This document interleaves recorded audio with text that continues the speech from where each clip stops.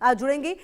फिलहाल आपको बता दें कि मेरे साथ प्रफुल्ल बख्शी सर जुड़े हुए। प्रफुल्ल बख्शी सर, जो ये पिछले कुछ समय से, पिछले साल जुलाई में ही जो स्थिति बांग्लादेश की हुई, उसके बाद ये जो स्थिति और ज्यादा खराब होती जा रही है, भारत विरोधी नारे लग रहे हैं, जो स्थिति है उसे देखकर आपको क्या लग रहा है कि बांग्लादेश को संभलने में कितना वक्त लग सकता है? प्रफुल्ल बख्शी सर।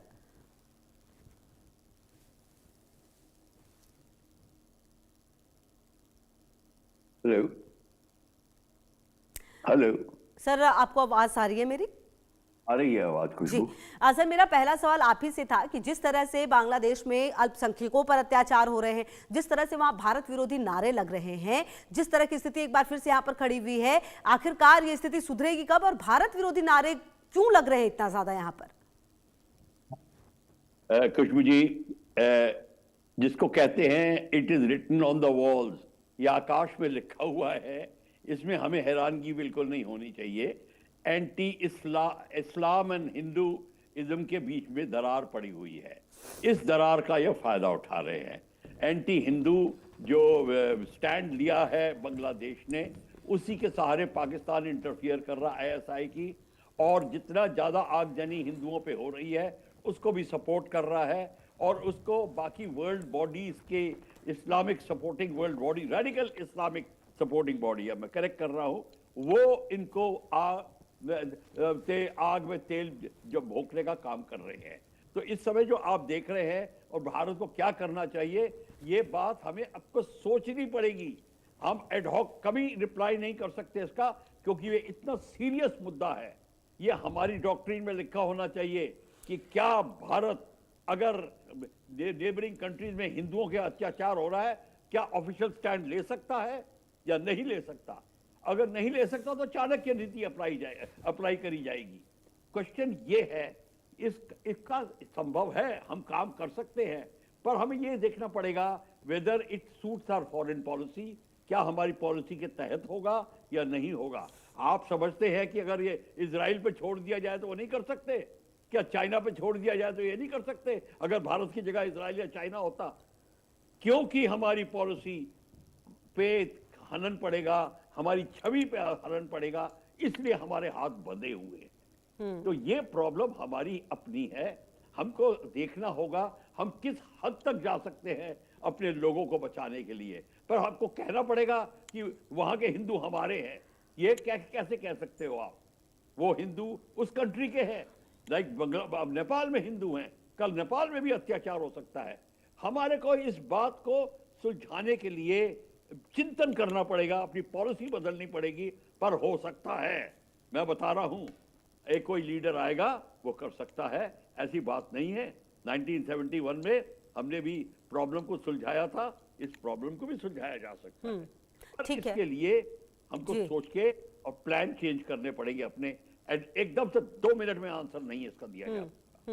बिल्कुल। अच्छा, श्रुति दास गुप्ता जी की भी अब मौजूदगी मेरे साथ है। श्रुति दास गुप्ता जी, देखिए जिस तरह की स्थिति बांग्लादेश में नजर आ रही है, ऐसा नहीं है कि चलिए शेख हसीना की पार्टी के साथ तो हमारे अच्छे संबंध थे, लेकिन ऐसा नहीं है कि जो पार्टी अब है उनसे हमारे संबंध खराब थे। मतलब कि जो रिश्ते हैं वो ठीक ठाक थे, लेकिन अभी पिछले कुछ 1.5 साल से जो स्थितियां नजर आ रही है भारत की, बांग्लादेश के साथ रिश्ते नजर आ रहे, बांग्लादेश में जो अल्पसंख्यकों की स्थिति है ये बहुत ही ज्यादा खराब है। आने वाले समय में बांग्लादेश को और किस तरह की स्थिति से गुजरना पड़ सकता है, भारत इस पूरे सिचुएशन पर कैसे नजर रख रहा है?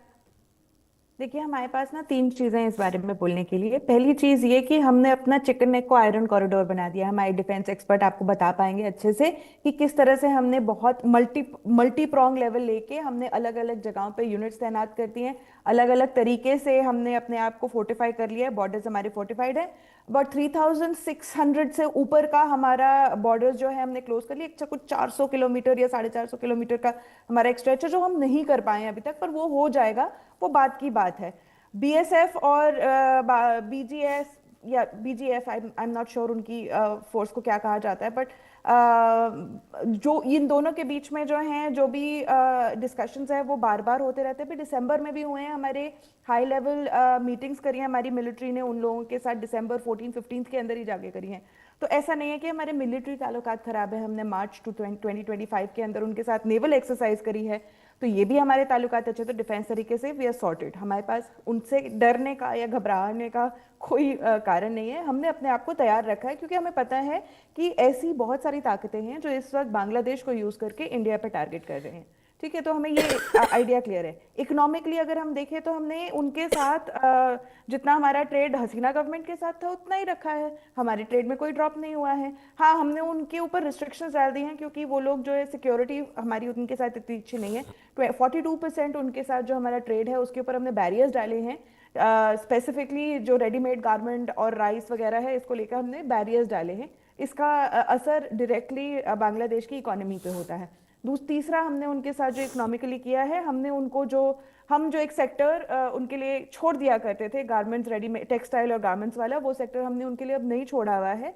हमारी अपनी खुद की कंपनीज को प्रायोरिटी दी है। तो इसके चलते 2 मिलियन जॉब्स जो है पिछले 1.5 साल के अंदर उनके यहाँ ऑलरेडी कम हो गए हैं। तो ये जो पॉलिटिकल उथल पुथल के साथ उनके साथ इकोनॉमिक उथल पुथल भी चल रही है। तो हमने ये दो चीजें देख ली, वी आर ओके मिलिटरीली, हमने इकोनॉमिकली हमने देख लिया हमारे रिश्ते, चाहे कोई भी वहां बैठा हो, हमारा बांग्लादेश के साथ अलग से रिश्ता है और वो इकोनॉमिकली हमने मेंटेन करके रखा है।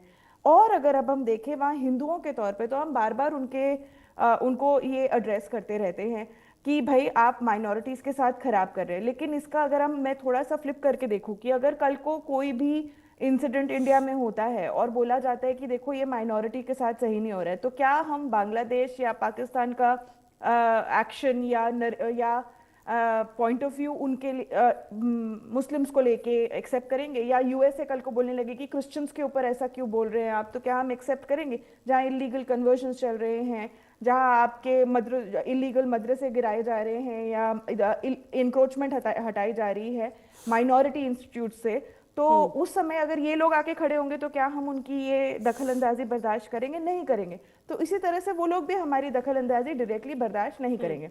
ठीक है जी, मैं आती हूँ आपके पास श्रुति दास गुप्ता जी। अच्छा प्रफुल्ल बख्शी सर, मैं ये भी पढ़ रही थी कहीं पर कि जो ये हिंसा हो रही है उसके बाद बॉर्डर तक जो कट्टरपंथी है उनका मार्च देखने को मिल रहा है, मंदिर के बाहर उनकी नारेबाजी हो रही है, छात्र नेता का क्योंकि आज वो संस्कार भी होना है, अंतिम संस्कार होना है, भारतीय सेना भी अलर्ट पर है।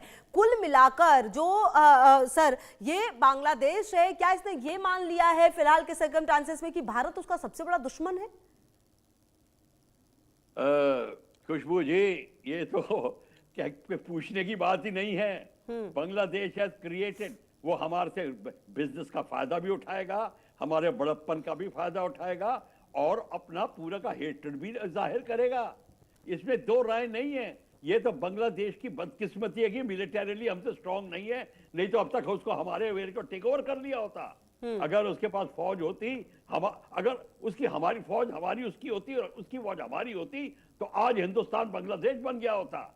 मैं आपको लिख के देता हूं, ये तो हमारी खुशकिस्मती है कि हमारे पास आर्मी तगड़ी है। पर क्वेश्चन ये है, हमारा सवाल तो वहीं का वहीं है, उनके हिंदुओं पे अत्याचार हो रहा है, हमारे हाथ बंधे हुए हैं। क्यों हाथ बंधे हुए हैं? क्योंकि जैसे कि अभी श्रुति जी कह रही थी कि कल को लोग हमारे पे भी उंगली उठाएंगे। भाई हम अगर ऐसा काम करेंगे तो उंगली उठाएंगे। क्या हम लोगों पे अत्याचार कर रहे हैं? आप अपने से पूछ लीजिए, क्या क्रिश्चियन माइनॉरिटीज पे अत्याचार हो रहा है? क्या मुस्लिम्स पे अत्याचार हो रहा है? मेरे ख्याल से तो नहीं, अगर हो रहा है तो उसको रोक लीजिए। क्वेश्चन ये है कि आपको क्लियर होना पड़ेगा माइंड में। आई मीन टू से, let us not be muddled up कि हम क्या करें, क्या हो सकता है, क्या नहीं हो सकता। ये हमारी डॉक्ट्रिन में पहले लिखा होना चाहिए कि हमको अपने लोगों को बचाना है कि नहीं। जैसे रशिया यूक्रेन में अपने रशियंस के लिए हम कर रहा है, जैसे इजराइल करेगा, क्या हम वैसा कर सकते हैं या नहीं? बात ये आ रही है। आप बिल्कुल ठीक कह रही हैं। वो बॉर्डर के ऊपर अब उन्होंने पूरा का पूरा अभियान स्टार्ट कर दिया है। हमारा जो सिलीगुड़ी कॉरिडोर है वो खतरे में है, उसको हम फौज भेज रहे हैं, मतलब हम डिफेंसिव पे हैं, हम अपने को बचाने की कोशिश कर रहे हैं। चिटगांव हिल ट्रैक पे ऑलरेडी उन्होंने हम हिंदुओं के लोगों को मारना शुरू कर दिया है। सीनियर लॉयर्स, जजेस, उनके हमले शुरू हो गए हैं। आप बताइए, चिटगांव हिल ट्रैक में रोहिंग्यास को रेडिकलाइज कर रहे हैं। तो ये सारा काम है, ये बड़ा लंबा, हमको उसमें अपना प्रोएक्टिव होना पड़ेगा। हमको अपनी पूरी थिंकिंग चेंज करनी पड़ेगी। हमको इसके अंदर एक्शन दिखाना पड़ेगा, नहीं तो बात करने से काम नहीं चलेगा। हम कोई नोबेल प्राइज के लिए ट्राई नहीं कर रहे हिंदुस्तान में कि चुप रहेंगे, हमको कुछ करना पड़ेगा, नहीं तो डिबेट करते रहेंगे हम लोग जैसे करते आए हैं, ये इसका कोई हल नहीं निकलेगा। बिल्कुल, और जो बात आप कह रहे हैं सर ये बिल्कुल सही है। अच्छा श्रुति दास गुप्ता जी, देखिए बांग्लादेश को तो इसी से समझा जा सकता है कि आज अगर बांग्लादेश है तो उसमें भारत की कितनी बड़ी भूमिका है ये दुनिया जानती है। लेकिन जो बांग्लादेश अपने नेता मुजीबुर रहमान का नहीं हुआ, उनके घर पर जाकर हंगामा कर दिया, उसकी मूर्तियों को उनकी तोड़ दिया, जगह जगह पर जो स्थितियां थी, ऐसे में जो अभी फिलहाल शासन उस पर क्या ही भरोसा किया जाए। ऐसे में भारत को इस पूरे सिचुएशन में कितना ज्यादा तैयार रहने की जरूरत है, क्योंकि कहीं ना कहीं लगातार भारत विरोधी नारे लग रहे हैं, अल्पसंख्यकों को निशाना बनाया जा रहा है, बॉर्डर पर जो स्थिति है वो थोड़ी सी सेंसिटिव लग रही है। कुल मिलाकर भारत इस पूरे सिचुएशन को किस तरीके से देख रहा है? देखिए, मैं विंग कमांडर साहब से और आप दोनों की बातों से पूरा विश्वास रखती हूँ कि वहाँ पे हिंदुओं पे अटैक हो रहे हैं, अभी नहीं बहुत टाइम से हो रहे हैं।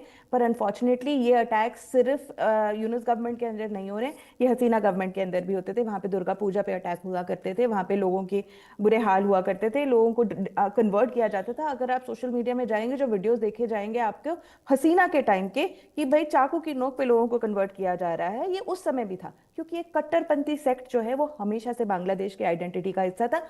पार्टीशन के टाइम से, मतलब जब वो ईस्ट पाकिस्तान था तब से और आज तक, तब तक ये उनका हिस्सा रहा है। अब क्या हो रहा है, जो जमाती सेक्ट है वो जो है वो अपनी बंगाली आइडेंटिटी शेड करके सिर्फ और सिर्फ जमाती आइडेंटिटी को मेंटेन करना चाह रहा है, और यही लोग हैं जो लोगों को उकसा रहे हैं। अब मेरे पास दो थ्योरीज हैं, इज्जत दो अगर मिनट देंगे तो। पहली थ्योरी ये है कि जो उस्मान हदी मरे, जब वो मरे वो उसी समय खत्म हो गए थे, उनकी बॉडी को शायद भेज दिया गया सिंगापुर में, ये अभी कॉन्स्पिरेसी थ्योरी के अंदर आता है, पर उनकी शायद बॉडी को भेज दिया गया, और जिससे ये 4-5 दिन के अंदर ये जमात जो है इकट्ठा की जा सके, इस तरह से इनको मोबिलाइज किया जा सके, और ढाका से लेकर बॉर्डर तक सब जगह पे इस तरह की प्रोटेस्ट की जा सके। किसके नाम से? उस्मान हदी के नाम से। क्या बोला जाए? एंटी इंडिया बोला जाए, एंटी हिंदू बोला जाए। क्यों बोला जाए? क्योंकि जो उन लोगों को चाहिए वो चाहिए कि बंगाली आइडेंटिटी, कल्चरल आइडेंटिटी खत्म हो जाए। वो सोनार बांग्ला नहीं बोलना चाहते, वो सब कुछ छोड़ो, बंगाली हम पहले हैं। भाषा आंदोलन का जो एक्चुअली मोटो था वो डिनाई करना चाहते हैं, कल्चरल सेंटर्स पे कर रहे हैं, म्यूजिक बंद कर दिया गया है। ये पूरी तरह से एक नया तालिबान का एक हिस्सा बनना चाह रहे हैं, और इसको कहाँ से सपोर्ट मिल रहा है? पाकिस्तान से सपोर्ट मिल रहा है। तो जो इंसान मरा है वो तो एक बहाना था, वो जिसको मारा वो मेरा, अब इसके अंदर आते हैं हम सेकंड कंस्पिरेसी थ्योरी के अंदर। मेरे हिसाब से ये खुद की इंटरनल पॉलिटिकल स्ट्रगल के अंदर मारा गया है। ये एक थर्ड, यूनुस को पावर चाहिए, क्यों चाहिए उसको? वहाँ पे डीप स्टेट का एक एजेंट है, वो हम सबको पता है, क्लिंटन के साथ उसका जो हिसाब है, और क्लिंटन फाउंडेशन के हिसाब से उसको क्यों बिठाया गया है? उसको वहाँ बिठाया गया है कि जो चाइना का दबाव आपका म्यांमार के अंदर है, आपका नेपाल में है, ये सब जगह में, इस जगह से उनको फेंकने के लिए बांग्लादेश को एक सेंटर बनाया जा रहा है, और इंडिया को बांग्लादेश के थ्रू कंट्रोल करने की। पाकिस्तान का हाथ इसीलिए है इसके अंदर क्योंकि पाकिस्तान जाके यूएसए की गोद में बैठा हुआ है। तो इसके अंदर अब यूनुस गवर्नमेंट के खिलाफ में ये इंसान खड़ा था, काफी पावरफुल था, इसके पीछे काफी लोग हैं जो अब आप देख ही रहे हैं कि काफी छात्र जो है उतर के रस्तों पे जला रहे हैं पूरी अपने ही देश को इस एक इंसान के मरने के नाम पे। तो इस इंसान को पावर से हटाने के लिए इसी के छात्र, इसका ही जो मन था, इनकलाब मंच के किसी एक बंदे ने यूनुस के कहने पे आके शायद मार दिया, और इसके ऊपर इल्जाम लगा दिया गया एंटी इंडिया का, क्योंकि उसने कोई 7 सिस्टर्स को लिया हुआ कोई मैप शेयर किया था, और उसको रॉ की साजिश का नाम देकर अननोन मैन के नाम से उसको चिपका दिया गया है इंडिया के ऊपर। पर ये बताइए कि ये पहली बार तो मैप नहीं निकला है, कितनी बार निकला? यूनुस ने खुद जाके किसी एक कॉन्फ्रेंस के अंदर बात करी थी कि भाई 7 सिस्टर्स हम चाहें तो कभी भी हम ले सकते हैं, हम उनकी लाइफलाइन है, हम उनकी वो पकड़ सकते हैं, हम पूरी 7 सिस्टर्स पे काम करते हैं। ग्रेटर बांग्लादेश की बात कितने लोगों ने नहीं करी है?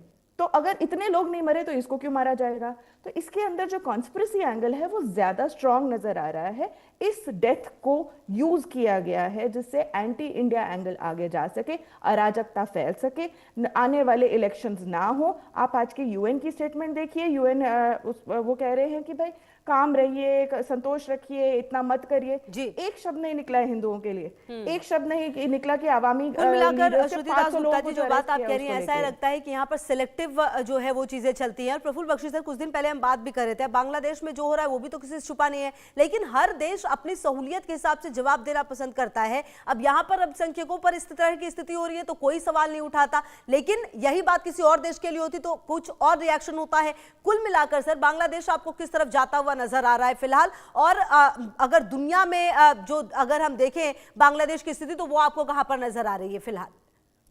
देखिए, सबसे बड़ी बात है, बांग्लादेश जो है वो बोन ऑफ कंटेंशन बना हुआ एक्चुअली बिटवीन पाकिस्तान, उसको उस पर हावी होना चाहता है। पाकिस्तान अपनी हुकूमत जो उससे पहले की थी वो वापस लाना चाहता है, और उसको सपोर्ट करने वाले वो बंगाली हैं जिनकी माँ बहनें रेप हुई थी, और उसको वो नकार रहे हैं। उन्होंने नस्ल पैदा करी है। यहाँ तक कि जब मैं बांग्लादेश की लड़ाई में था, वहाँ पे हमने जनरल को बोलते सुना था कि इनकी नस्ल बदल देंगे, बंगाली मुसलमान ही नहीं हो सकता, हम इनकी औरतों से बच्चे पैदा करेंगे और इनकी नस्ल बदल जाएगी। उन्होंने कितने 12 से 15 लाख औरतों का रेप किया है वहाँ पे, और इलीगल संतानें उत्पन्न की हैं। हम ये जो है, मैं इनकी क्वालिटी पे हैरान हूँ कि उसको भूल गए और फिर कहते हैं पाकिस्तान बनना चाहते हैं। खैर, वेरी गुड, हम चाहते हैं ऐसा हो, मेरे को कोई प्रॉब्लम नहीं होगी, बल्कि हमको पता चल जाएगा हमारा दुश्मन कौन है और कितना है, और हम अपनी रक्षा जरूर करेंगे। पर आज का मुद्दा था कि हम वो हिंदुओं पे अत्याचार हो रहा है, उसका क्या किया जाए? Should India do anything? पहले हमें यह सोचना चाहिए, क्या हमको इतना दरिया दिल होना पड़ेगा हाकिम ताई कि देखो हिंदुओं पे अत्याचार हो रहा है, या उसको इग्नोर कर दें? क्या हमारा क्या है, मेरी कंट्री थोड़ी है, जो होने दो, जो हो रहा है क्या वो करें, क्योंकि इसका स्पिल ओवर आ रहा है। ये इतनी आसान चीज नहीं है, ये थ्रू, और पाकिस्तान उसको लेके इंडिया के अंदर आएगा। चाइना पूरा मदद कर रहा है, पूरे फाइनेंसेस दे रहा है। यहाँ पे अमेरिका नहीं चाहता कि चाइना बांग्लादेश के अंदर जाए और वो सोलोमन आइलैंड ले ले, कोको आइलैंड ले ले, वो नहीं चाहता। वो नहीं चाहता चिटागोंग हार्बर के ऊपर चाइनीज का कंट्रोल हो, वो नहीं चाहता। इंडिया ने एक्चुअली वो लिया नहीं 71 में, वो हम ले सकते थे, हमारी दरिया ले ली थी, हमने नहीं लिया। पर क्वेश्चन ये है, हमारी स्ट्रैटेजिक थिंकिंग उस टाइम कमजोर थी, थिंकिंग कमजोर थी, नहीं हमने लिया। सिलीगुड़ी कॉरिडोर को 20 किलोमीटर कर दिया। मैं वहां फ्लाई करता था बगडोगरा में, अगर हम एरोबैटिक करते थे, आधे कभी बांग्लादेश में घुस जाते थे, कभी नेपाल में घुस जाते थे। इतना नैरो कॉरिडोर होता था ये 20 किलोमीटर। तो अभी देखिए, हमारे को अपना इन हाउस प्रॉब्लम सॉल्व करनी होगी। बांग्लादेश की स्थिति तो वैसे ही बनी रहेगी, यहाँ पे अमेरिका भी घुसेगा, अभी अमेरिकन आर्मी आ रही है, वो इनकी एक्सरसाइज कराने की कोशिश कर रही है, मिलिट्री कू कराना चाहती है, आप पाकिस्तान के बांग्लादेश के आर्मी कमांडर को निकालना चाहती है, वो जो शेख हसीना का नेफ्यू है या क्या है। तो ये सारा का सारा इंटरनल मामला बांग्लादेश का चलता रहेगा, इसको भारत कुछ नहीं रोक सकता। हमको अपना देखना होगा कि हम इसको किस तरीके से सील कर सकते हैं, पाकिस्तान का प्रकोप किस तरीके से रोक सकते हैं, चाइना का प्रकोप किस तरीके से रोक सकते हैं, अपने बॉर्डर को किस तरह ठीक कर सकते हैं। वहां हिंदुओं पे क्या हो रहा है, ये एक हायर क्वेश्चन है, इसको हमारी लीडरशिप को डिसाइड करना पड़ेगा। क्या आपको सहानुभूति दिखानी चाहिए या इग्नोर कर दीजिए, वो हमारे थोड़ी हैं, वो तो कोई और है। अगर ऐसा है हमारा एटीट्यूड होगा तो करिए, पर मेरे ख्याल से भारत को ये सहन नहीं होगा।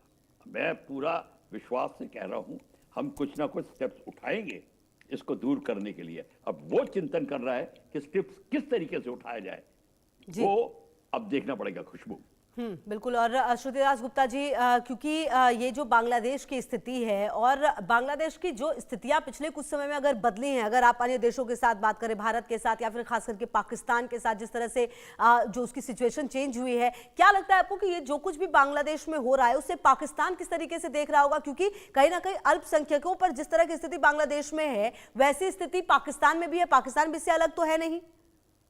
पाकिस्तान में से तो गायब हो गए हिंदू, और बांग्लादेश में भी कितने रिड्यूस हो गए हैं। ये इसकी रियलिटी है, ये हमें कुछ नया नहीं पता है।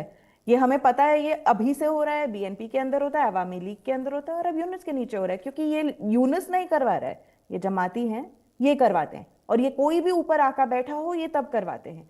तो इसके अंदर हमें कोई डाउट नहीं है अब अगर हम हिंदू एंगल लेकर आगे चलेंगे तो हमें पाकिस्तान से भी हिंदू एंगल लेके बात करनी पड़ेगी, फिर हमें भूटान से भी करनी पड़ेगी, क्योंकि भूटान के अंदर बुद्धिस्ट ने हिंदुओं को भगाया था।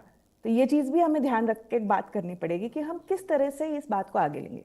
तो इसके पास एक चाबी हमारे पास ये है कि हमारी हाई कमीशन जो होती है किसी भी कंट्री की, वो उसकी खुद की सॉवरेन नेशन की तरह मानी जाती है। अगर किसी हाई कमीशन पे अटैक होता है तो उसको एक्ट ऑफ वॉर डिक्लेयर किया जाता है अंडर वियना कन्वेंशन। ये वियना कन्वेंशन ब्रीच हुई है बांग्लादेश के अंदर, और ये जब वियना कन्वेंशन ब्रीच हुई है और ऊपर से धमकियां भी दी गई हैं, तो अगर दोबारा अटैक होता है तो India as a sovereign nation उस चीज को लेकर आगे बात कर सकता है, आंख दिखा सकता है। सिर्फ हिंदू चीज को लेकर आप आगे बात नहीं कर पाओगे, क्योंकि ना तो आप एक हिंदू राष्ट्र हो, आप हिंदू राष्ट्र नहीं हो, चाहकर भी नहीं हो, चाहे आपकी हिंदू मेजोरिटी क्यों ना हो, लेकिन आप हिंदू राष्ट्र नहीं हो, तो आप हिंदुओं का पलड़ा कैसे लोगे? आप इजराइल की तरह हर जू का जिस तरह से उन्होंने लिया हुआ है कॉग्निजेंस, उस तरह से आप कॉग्निजेंस नहीं ले पाओगे, क्योंकि आपकी खुद का कॉन्स्टिट्यूशन में सेक्युलर डला हुआ है। आप खुद सिर्फ एक हिंदुओं के ऊपर होते हुए अत्याचार को लेके एक्शन नहीं ले सकते। आप उसको नोटिस कर सकते हो, सामने वाली गवर्नमेंट को बता सकते हो, आप इकोनॉमिक सैंक्शंस लगा सकते हो उसके ऊपर, आप उसका मरीन सैंक्शंस लगा सकते हो, आप अपने इंश्योर कर सकते हो कि वो उनका इतना दम घुटे कि मजबूर होके कि सरकार को आगे आके बोलना ही पड़ेगा कि नहीं यार, हिंदुओं के साथ ऐसा हम नहीं और कर सकते, हमें इनको प्रोटेक्ट करना चाहिए। पिछले 330 दिन के अंदर जो इंडिपेंडेंट कमीशन है उसने 2400 सम इंसिडेंसेस मेंशन करे हैं वायलेंस अगेंस्ट नॉन मुस्लिम्स। इसको यूज करिए ना, सिर्फ हिंदू नहीं, सिर्फ अगेंस्ट नॉन मुस्लिम्स में बुद्धिस्ट भी है, क्रिश्चियंस भी हैं, जैन भी हैं और हिंदू भी हैं। अगेंस्ट नॉन मुस्लिम्स के अगर इतना बड़ा नंबर है, इसको यूज बिल्कुल, करके इस हमें पूरे आगे मामले बढ़ना पर चाहिए। भारत की भी लगातार नजर रहेगी। आने वाले समय में देखना ये होगा कि बांग्लादेश की ये परिस्थितियां भारत को भी किस तरह से इफेक्ट करती है। बहुत शुक्रिया प्रफुल्ल बख्शी सर आपका भी, श्रुति दास गुप्ता जी आपका भी, और तमाम खबरों पर नजर आप रही है हमारे साथ, देखते रहिए इंडिया न्यूज।